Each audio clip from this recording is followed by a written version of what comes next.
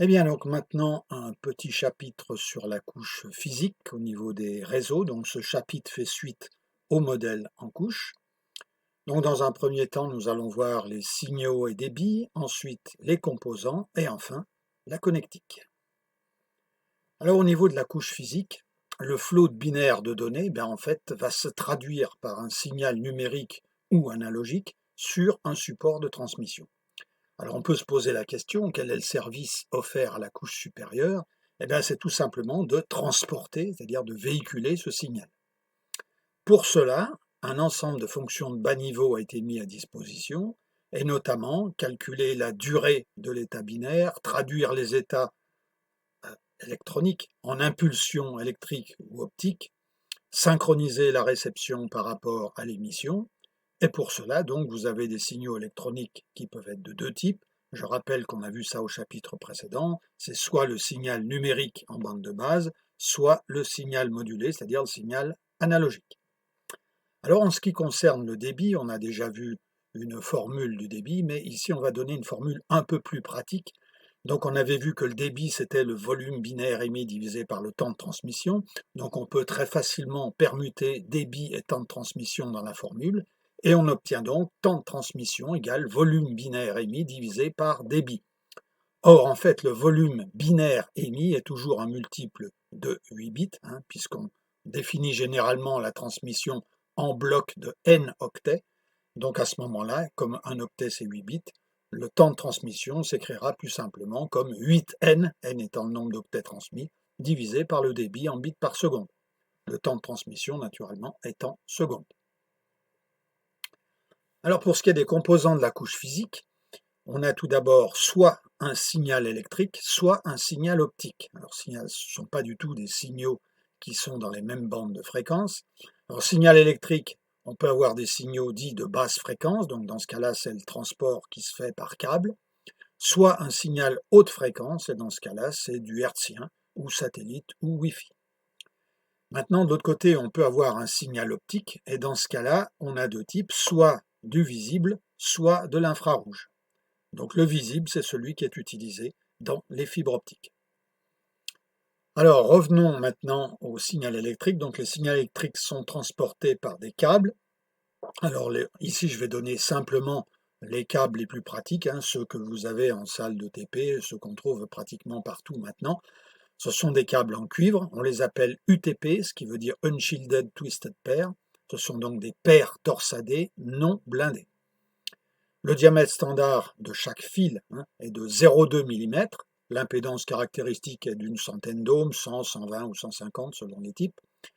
L'atténuation, important, l'atténuation est fonction de la distance. Ça veut dire que je ne peux pas utiliser ces câbles sur des distances de 20 km.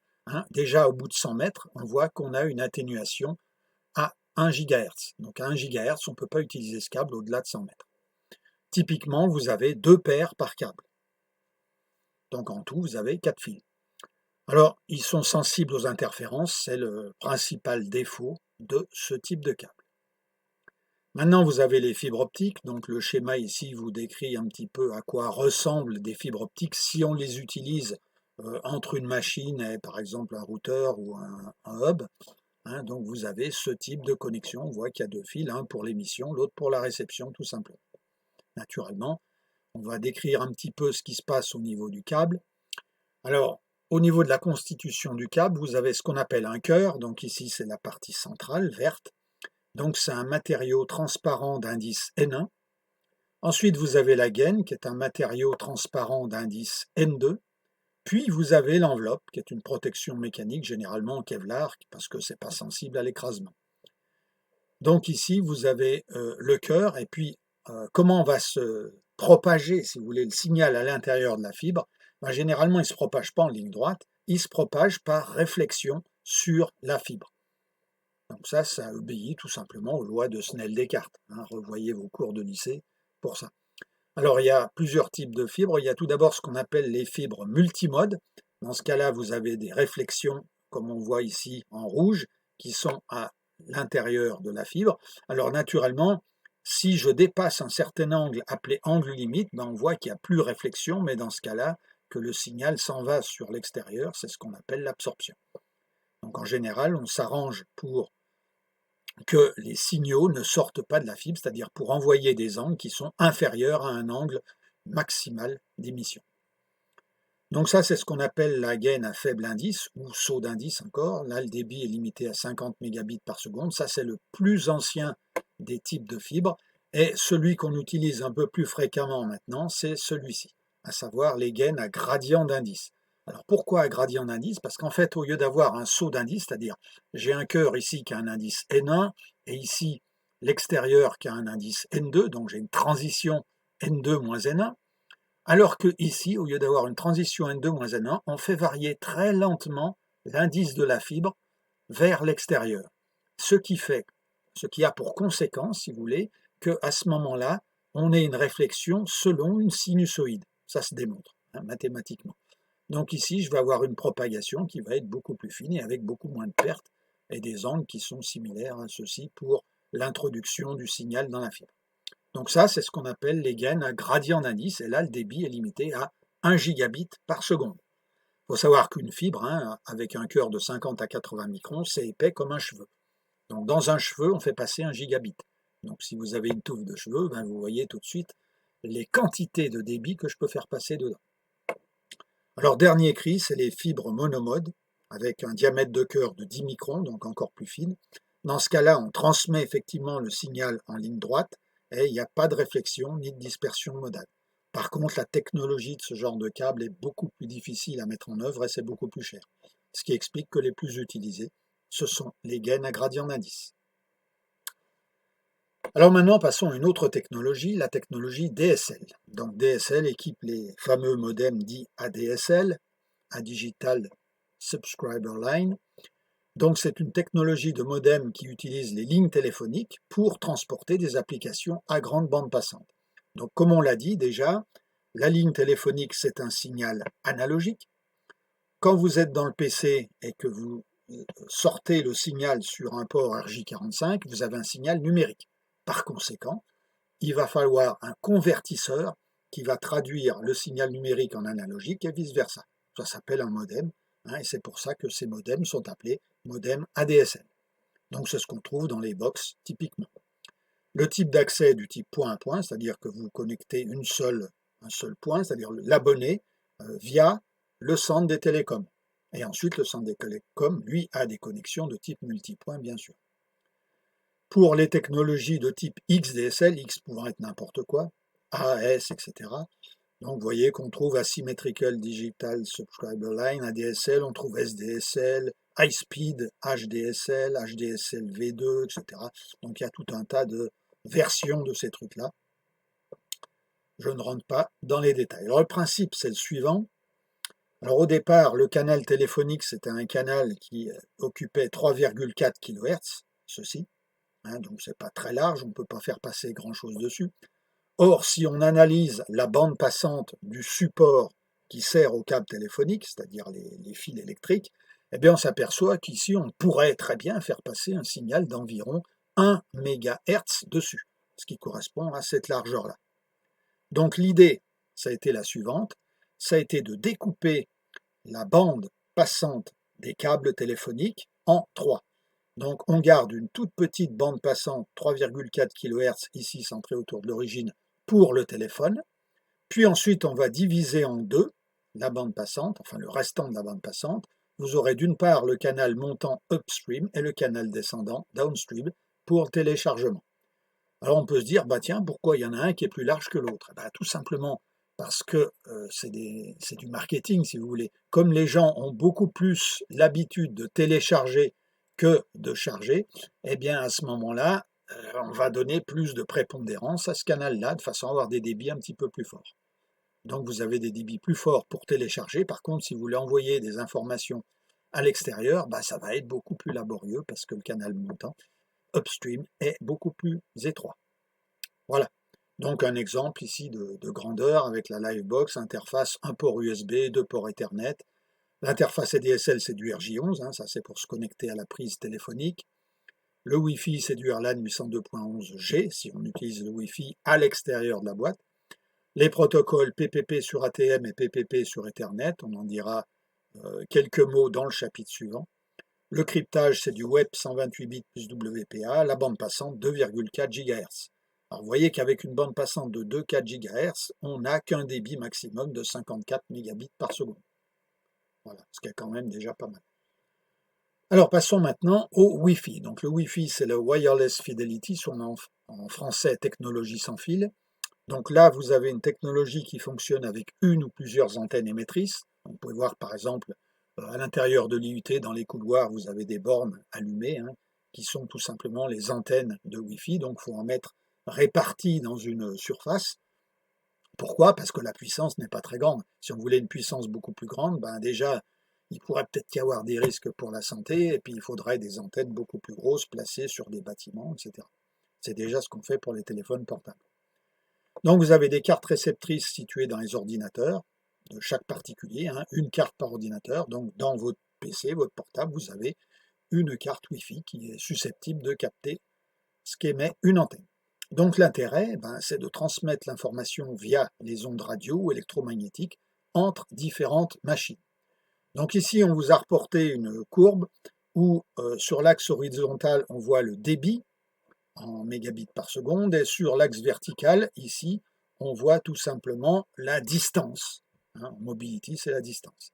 Donc on voit que plus on a des grandes distances, plus on s'éloigne, on est à grande portée. Donc ici, on a le téléphone 2G, 3G, 4G, etc. Téléphones cellulaires, qui eux supportent des distances assez grandes. Par contre, sur les petites distances, on trouve les réseaux locaux, Wi-Fi ou le WPAN avec Bluetooth, qui sont sur des très faibles distances, avec des débits qui ne sont pas très élevés. Donc on préférera les LAN ici, qui ont quand même des débits beaucoup plus élevés, et l'hyperLAN. Donc le Wi-Fi se trouve par là. Voilà. Alors pour le Wi-Fi, il est décrit par le standard I3E 802.11, comme on l'avait déjà signalé au préalable.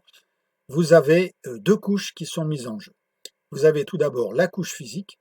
Donc là, on trouve le protocole 802.11 A, B, G, N, AC, AD, AH, etc.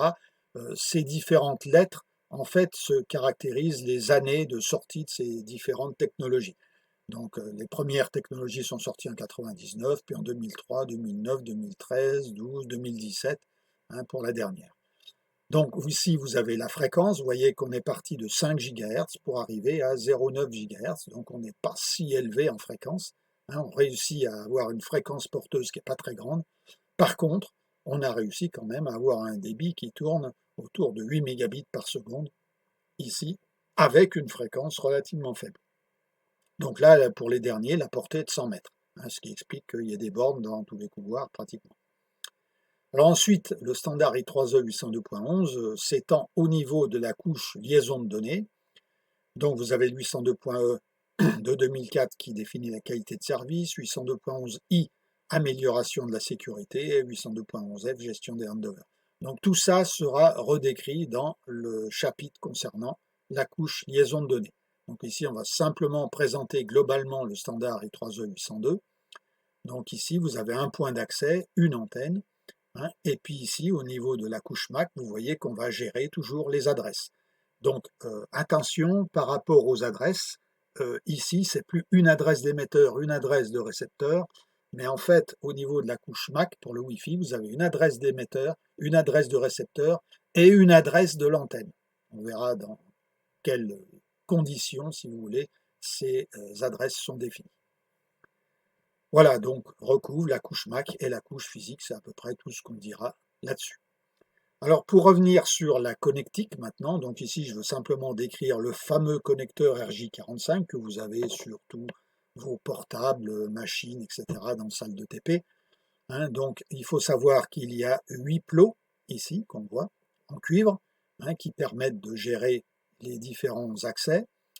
Alors en fait, vous avez TX+, qui est sur la broche 1, émission de données, TX- sur la broche 2, toujours émission de données, RX+, sur la broche 3, pour la réception de données cette fois, et RX- sur la broche 5, pour la réception de données. Donc vous voyez que ces canaux marchent par paire, c'est-à-dire que pour l'émission de données, vous avez deux canaux, TX- TX+, et pour la réception de données, vous avez RX- RX+.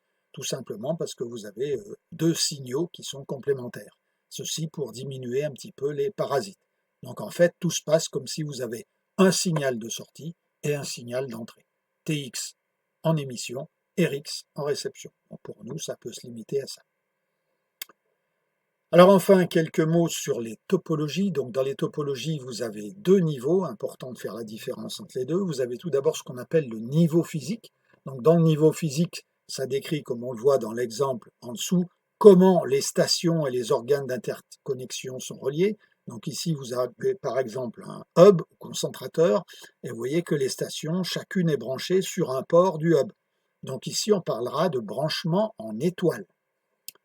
Ensuite, vous avez le niveau logique. Donc, dans le niveau logique, c'est comment l'information circule entre les organes d'interconnexion, comment elle est gérée. Donc ça, c'est un petit peu différent. Donc, vous voyez qu'ici, vous avez une topologie en étoile physique, mais en bus logique. Donc, qu'est-ce que ça veut dire en bus logique?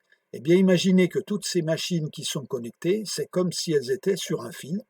Ça veut dire que, tout simplement, chaque machine peut envoyer, si vous voulez, des transmissions vers n'importe quelle autre machine, et de même, une autre machine peut envoyer des signaux vers n'importe quelle autre machine. Donc en fait, ces signaux vont se croiser, et naturellement, il y aura ce qu'on appelle des collisions.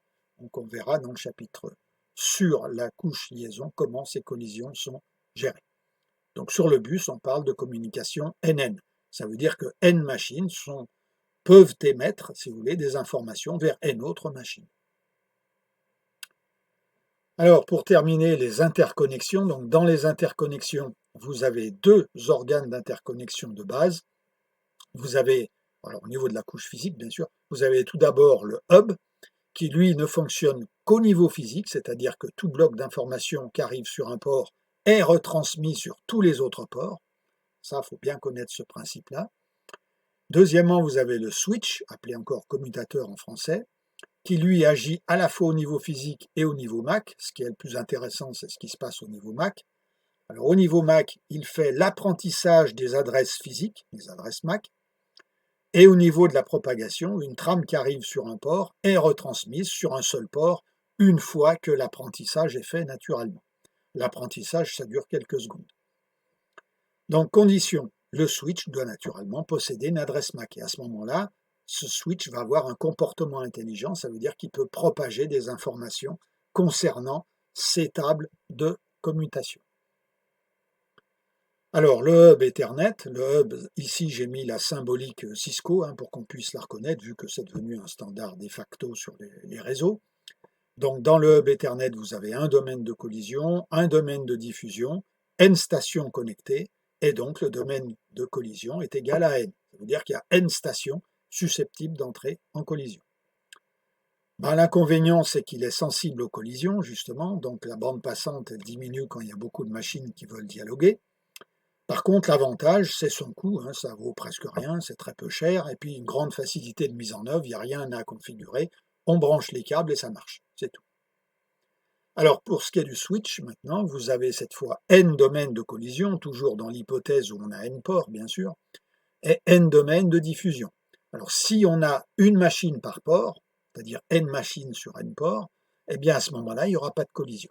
Donc ça, c'est très intéressant par rapport au précédent, parce qu'on a une technologie qui vous permet d'éviter les collisions et qui donc préserve la bande passante.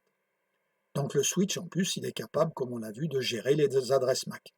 Donc tout ça sera vu en détail au chapitre concernant les adresses MAC.